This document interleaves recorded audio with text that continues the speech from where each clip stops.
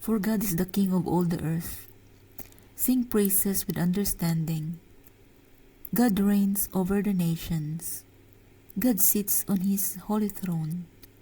The princes of the people have gathered together, the people of the God of Abraham.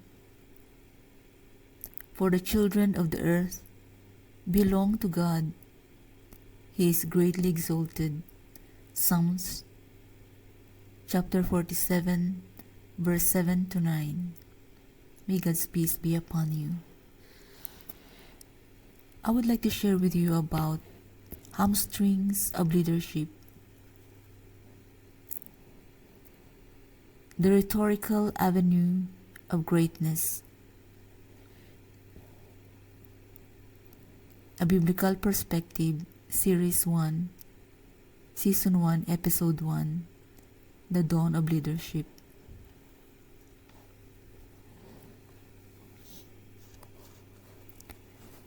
Creating blueprints of generational magnificence, equating to provisional and restorative values, has been the seal of God's sovereignty.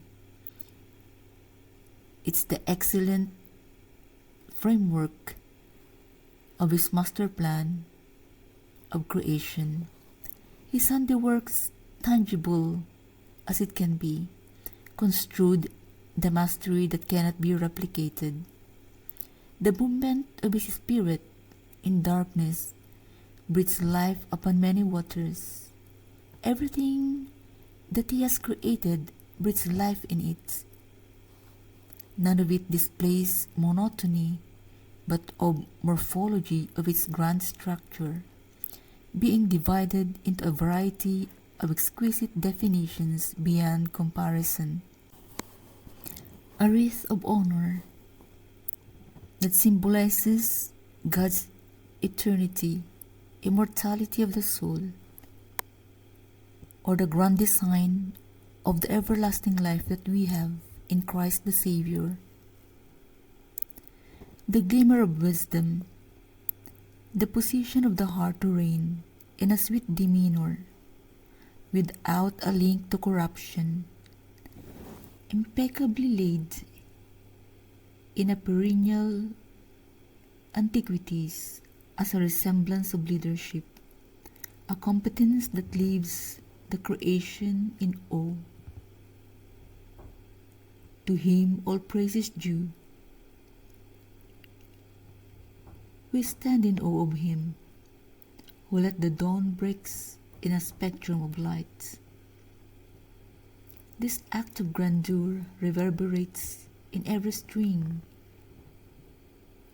of scenarios of leadership, of the ages and our time. The essence speaks loudly in the hamstrings of the soul, a visuality beyond measure.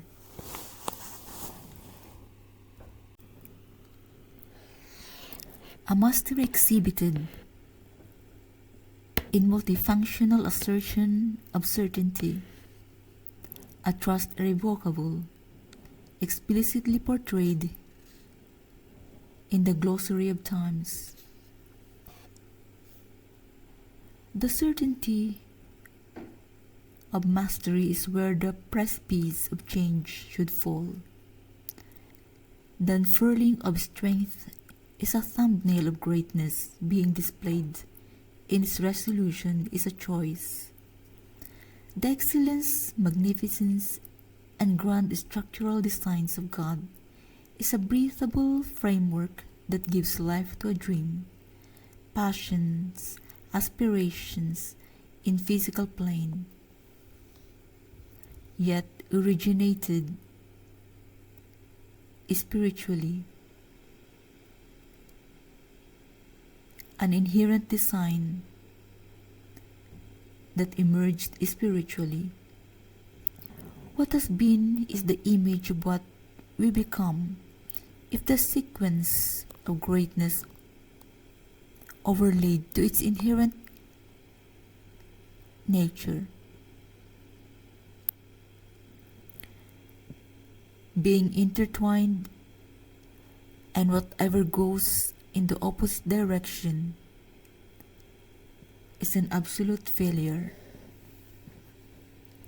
As the living soul gives life to a created body, God cannot be separated from its creation, and everything that has been separated from God has a magnitude of 0 or an absolute failure. The essence of leadership dawns from a divine tapestry of multiple threads woven together to create an exquisite design.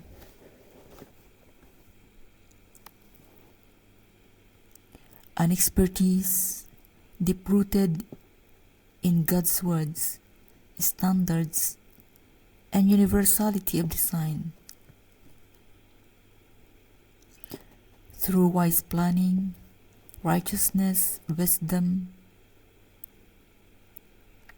pure heart, fear of God, and understanding.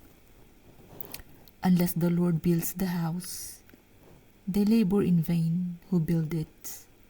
Unless the Lord guards the city, the watchman stays awake in vain. Psalms 127 verse 1. The Lord bless you and keep you. The Lord make his face shine upon you and be gracious to you. The Lord lift up his countenance upon you and give you peace. Thank you for watching. Please subscribe to this channel